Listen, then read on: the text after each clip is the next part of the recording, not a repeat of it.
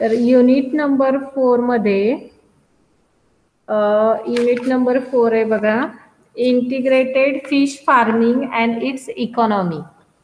Integrated fish farming and it's economy हे जे main title आहे युनिट नंबर 4चं, त्यामध्ये इन्क्लुडिंग आहे, फर्स्ट आहे आपल्याला फिश फार्मिंग विथ ॲग्रिकल्चर. ठीक आहे, फिश फार्मिंग विथ ॲग्रिकल्चर मध्ये आपल्याला फर्स्ट आहे राईस कम फिश फार्मिंग घ्यायचं आहे. राईस कम फिश फार्मिंग मध्ये आपण बघणार आहोत culturable fish in rice field, म्हणजे कुठल्या फिशेस आहे किंवा ज्यांचं कल्चर राईस फील्ड मध्ये आपण करू शकतो, किंवा बोथ कल्चर म्हणजे भाताची शेती आणि फिश पण टाकले तरी दोन्ही आपण काय म्हणतात दोघींचं जे उत्पन्न आहे ते आपण घेऊ शकतो. त्याच्यामध्ये आपल्याला कुठल्या कुठल्या फिशेस आहे, त्यांची नावं वगैरे काय आहेत जे की आपण राईस फील्डमध्ये त्यांचं कल्चर करू शकतो. Then rotational and simultaneous culture. Then B आहे, त्यात नेक्स्ट पॉईंट आहे fish farming with livestock. आता लाईव्ह स्टॉक मध्ये आपल्याला duck, pig and cattle, duck, pig आणि कॅटल यांच्यासोबत फिशचं कल्चर आपण कसं करू शकतो, किंवा ड्युएल पर्पजने ऑक्युपेशन आपण कसं करू शकतो, दोन जोडधंदे कसे घेऊ शकतो. तर त्याच्यामध्ये एक आपण ॲग्रिकल्चर सोबत बघणार आहोत. तर ॲग्रिकल्चर सोबत आपल्याला मध्ये आपण राईस बघणार आहोत. Rice means the paddy field. Rice फील्डमध्ये आपण कसं फिश ग्रो करू शकतो किंवा दोन्ही उत्पन्न कसं घेऊ शकतो. देन सेकंड मध्ये लाईव्ह स्टॉक आहे. तर लाईव्ह स्टॉक मध्ये डक, पीग आणि कॅटल यांच्यासोबत आपण फिशरीचं उत्पन्न कसं घेऊ शकतो. ठीक आहे. देन थर्ड आहे sewage fed fisheries. Then culture of air breathing fishes. Then cold water fisheries, fish farm management, then brood stock and hatchery management, nursery management and rearing of stocking. एवढे पॉइंट आपल्याला unit number 4 that is integrated fish farming and it's economics मध्ये cover करायचे आहेत. आणि त्या आजपासून आपण सुरू करतोय. त्यातला फर्स्ट पॉइंट घ्यायचा आहे आपल्याला. तर त्यातला फर्स्ट पॉइंट आहे फिश फार्मिंग विथ ॲग्रिकल्चर. त्यामध्ये घेतोय आपण राईस कम फिश कल्चर. ठीक आहे.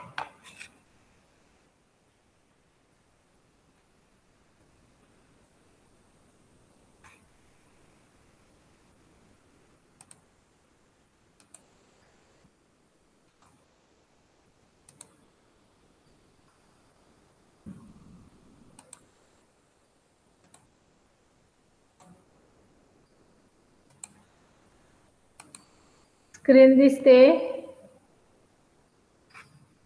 Yes ma'am. ओके.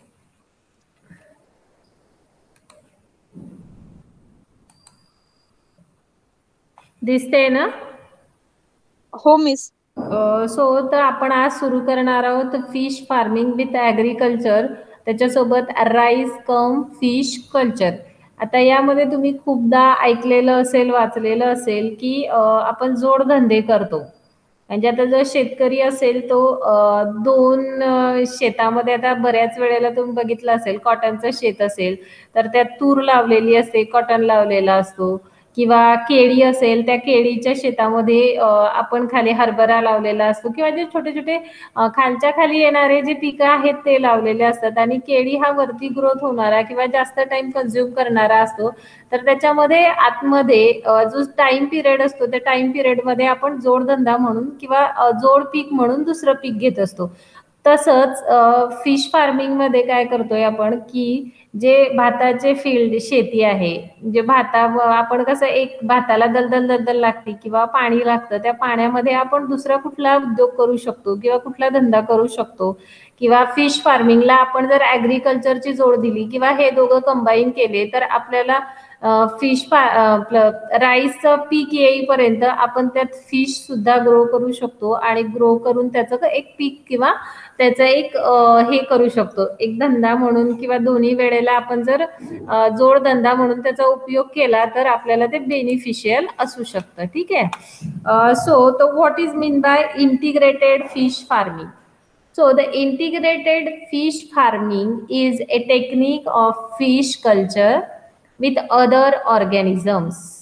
मग ते ऑर्गॅनिझम्स आपण आता लाईव्ह स्टॉक पण घेणार आहोत. लाईव्ह स्टॉक मध्ये आपण डक घेणार आहोत, पिग आणि कॅटल्स घेणार आहोत. आणि प्लांट मध्ये फिश सोबत आपण राईस घेणार आहोत. बरोबर आहे. So the integrated farming may be define as the sequential linkage between 2 or more farming activities. When the fish becomes a major commodity of this system, it is known as integrated fish farming. Also, it is affiliated as IFF, means integrated fish farming.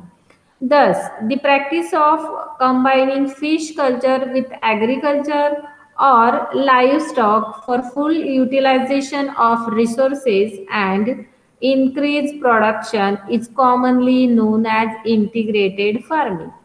तर integrated fish farming म्हणजे काय की आपण फिशचं जे आहे culture आहे किंवा फिशचं जे प्रोडक्शन आहे एका दुसऱ्या प्रॉडक्ट सोबत घेतोय. तर आता ॲग्रिकल्चरच्या जोडीला आपण राईस घेतोय, तर राईसच्या फील्डमध्ये आपण फिशरीच्या काही सीड्स आहेत, त्या फिशरीच्या सीड्स आपण काय करणार आहे फिशच्या, तर त्यामध्ये टाकणार आहे. आणि त्याचा कालावधी किती आहे, राईसचा कालावधी किती आहे, त्याला पाणी कसं लागतं, त्याला सॉईल कशी लागते, त्याचा पीएच किती असायला पाहिजे. आणि मोस्ट इम्पॉर्टंट थिंग की त्याच्यावरती जे आपण पेस्टिसाइड्स वगैरे टाकणार आहोत. बरोबर आहे. तर पेस्टिसाइड्स आपण राईसवर टाकतो. राईसच्या ज्या शेतावरती आहेत ते जर आपण पेस्टिसाइड टाकणार तर ते फिशसाठी हार्मफुल नसायला पाहिजे. सो द फिश आहेत ज्या पाण्यामध्ये असतील त्याच्यामध्ये प्लॅन्क्टॉन्स असतील, झू प्लॅन्क्टॉन्स, फायटोप्लॅन्क्टॉन्स, त्याच्यावरती ते फीड करणार. म्हणजे ते both are beneficial to each other. आता ते दोघं बेनिफिशियल असतील एकमेकांना त्यावेळेला तुमचं भाताचं जे इन्कम आहे, इल्ड कॅपॅसिटी आहे ती पण वाढणार. आणि त्याचबरोबर फिशची सुद्धा इल्डिंग कॅपॅसिटी कशी होणार आहे, ती ग्रो होणार आहे. So the major objective of this technique is to get the maximum output through involving minimum input supply in minimum time duration. आता आपण पाहिलं तर भाताचं शेत म्हटलं तर आपल्याला सेपरेट लागणार, फिश ग्रो करायच्या म्हटलं तर सेपरेट आपल्याला ॲक्वेरियम लागणार किंवा शेततळे वगैरे बनवावे लागणार. मग हे सेपरेट न बनवता ती जी मिनिमम जागा आहे किंवा त्या मिनिमम जागेमध्ये जर आपण मॅक्झिमम आउटपुट घेतलं तर एका सोबत दुसरा जोडधंदा किंवा जोड पीक जर घेतलं तर त्यामध्ये आपण मॅक्झिमम आउटपुट किंवा मॅक्झिमम इन्कम आपण कमवू शकतो. ठीक आहे. So the rice fish farming is the culture of rice fish in a same piece of land. More production can be achieved in the rice fish culture, that is comparison of the rice culture alone. So rice cum fish culture, it is also known as paddy fish culture. So paddy cum fish culture, it is abbreviated as PFC, is the integration of fish farming with rice crop or rice field. Production of fish in rice field is almost as a practice of rice culture itself. So rice farming with fish culture is a type of duoculture farming system in which rice is the sole enterprises and fishes are taken in initial additives for external income.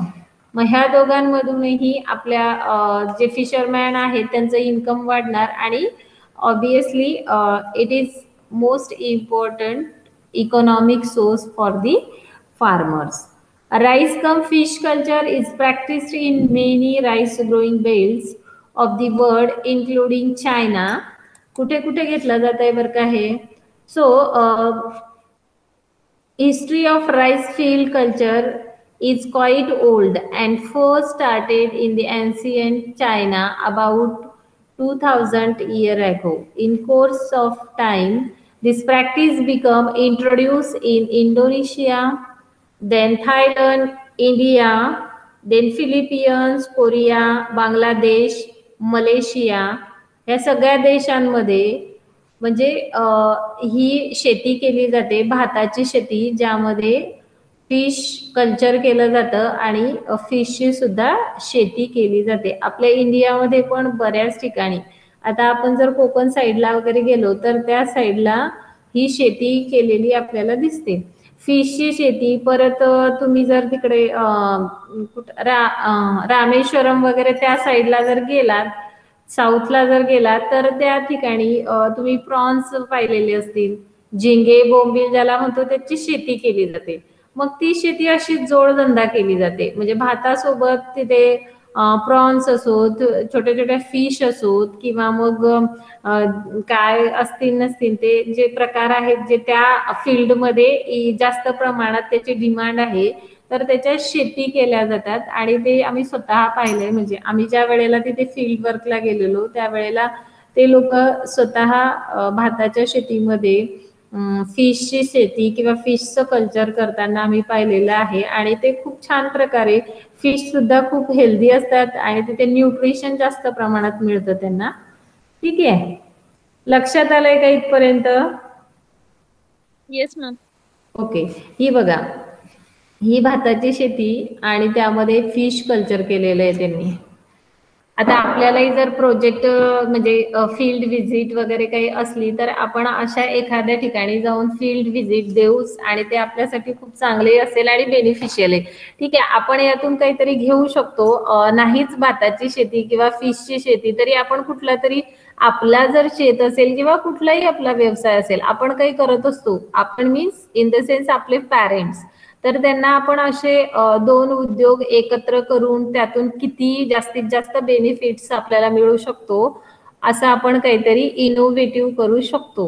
म्हणजे तसं आपण ideas आपल्याला येतात आणि आपण त्या करायला सुद्धा पाहिजे. ठीक आहे. सो दी साईट सिलेक्शन. आता हे करायचं आहे आपल्याला, तर मग याच्यासाठी काहीतरी साईट सिलेक्शन, काय कुठली जागा घ्यायला पाहिजे, कशी असायला पाहिजे. So firstly, the water holding capacity of the selected plots soil must be good enough so that soil can hold water easily. Loamy or clay loamy soils are suitable for rice fish culture.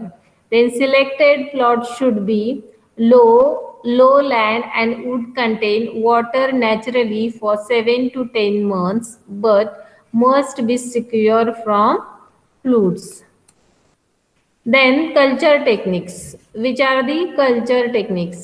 Rice fish culture system based on the land characteristics and source of water. There are two different systems of rice fish culture. The first one is concurrent system. Rice and fish are cultured simultaneously.